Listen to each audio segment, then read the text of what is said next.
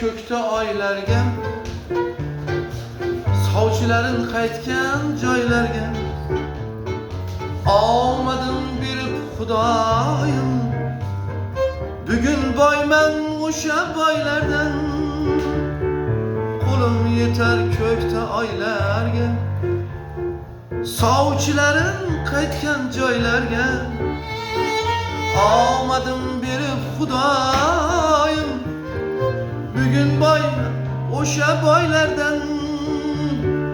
Bir hol so'rab bugun kelsinlar, ekkanlarin urib olsinlar.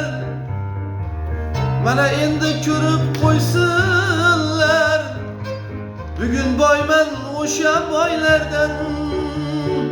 Bir hol so'rab bugun kelsinlar, ekkanlarin urib olsinlar. Mana endi ko'rib qo'ysinlar, bugun boyman o'sha boylardan.